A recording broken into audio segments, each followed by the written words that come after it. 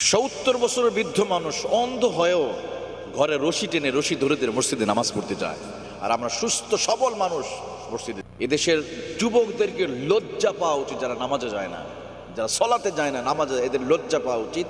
এই নাটোরের রিসেন্টলি ভিডিওটা দেখে অধিকাংশ জাতীয় মিডিয়াগুলোতে প্রচার হয়েছে, আপনারা দেখেছেন।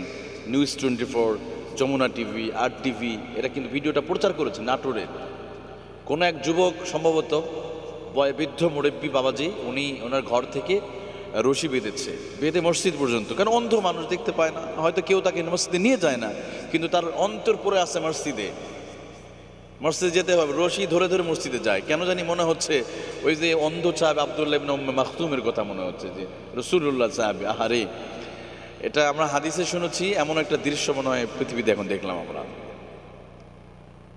নবী সাল্লাল্লাহু একবার এক সাহাবী, অন্ধ সাহাবী, নবী সাল্লাল্লাহু বলি, ইয়া রাসূলুল্লাহ, ইয়া হাবিবাল্লাহ, আমি তো অন্ধ মানুষ, আমার জন্য কি কোনো রুখসত আছে?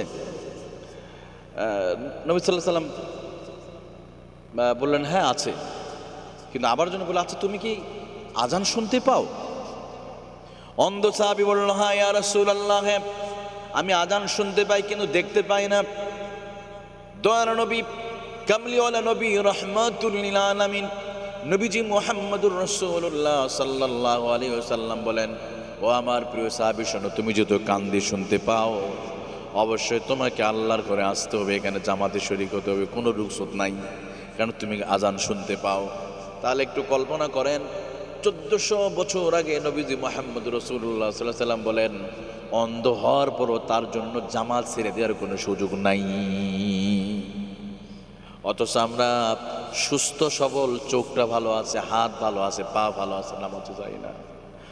সাম্প্রতিক নাটোরের এই ভিডিও, আমার তো মনে হয় বর্তমান পৃথিবীতে 200 কোটি মুসলমানের ভিতরে যারা নামাজ আদায় করে না, 5 ওয়াক্ত নামাজ যারা আদায় করে না, শরীর সুস্থ থাকার পরও, ঘরের নিকটে মসজিদ থাকার পরও যারা নামাজে যায় না, আমার তো মনে হয় এই বৃদ্ধ মুরব্বী সবার চোখে আঙ্গুল দিয়ে তিনি দেখে দিলেন, আসলেই নামাজ পড়ার জন্য মনের শক্তি আর মনের মধ্যে তামান্না আকাঙ্ক্ষা থাকতে হয়।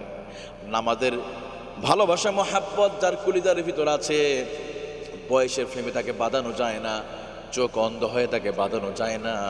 নামাজের ভালোবাসা থাকলে ওই মানুষটাকে বেঁধে রাখলেও তাকে ধরে রাখতে পারবেন না। অন্ধ হয়ে নামাজে চলে আসছে, নামাজের মহাব্বত, এটাই ছিল নামাজের ভালোবাসা। অন্ধ হয়ে হেঁটে যাচ্ছে কত কষ্ট করে, চোখটা অন্ধ, 70 বছর কম হবে না, বেশি হবে, আর আমরা নামাজে যাই না, নামাজে ফজরে উঠি না, নামাজে নাই। তো এই জন্য বুঝি কবি ইকবাল আফসোস করে বলেছিলেন, মসজিদে মারসিয়া খাওয়া হায় কে নামাজি না রহি, ফলসফা রা গিয়া হ্যায় তলকিনে গাজালি না রহি। তিনি আফসোস করে বলেন, রাহ গিয়া রসমে আজা রুহে বেলালি না রহি। মসজিদ আছে, মসজিদের মিনার আছে, বেলালের মতো আজানের রুহু এখন পৃথিবীতে নাই। পৃথিবীতে সেকেন্ড সেকেন্ড আজান হয়, কিন্তু রাসূলুল্লাহ সাহাবী হযরত বেলালের মতো আজানের রুহু নাই। মসজিদে মারসিয়া খাওয়া হয় কে নামাজি না নেহি। মসজিদগুলো কান্না করছে, সুরম্য খচিত সুন্দর ঝকঝকে তকতকে মসজিদগুলো কান্না করে। মসজিদে মারসিয়া, মসজিদ কান্না করছে, কিন্তু নামাজি নাই, মুসল্লির জন্য কান্না করছে। মসজিদে মারসিয়া খাওয়া হয় কে নামাজি না রহি, ফলসফা রা গিয়া হ্যায় তলকিন গাজালি না রহি। মসজিদ পড়ে আছে, কিন্তু মুসল্লি নাই। কত সুন্দর সুন্দর মসজিদ, আহারে, মসজিদে গেলে কলিজা জুড়ে যায়।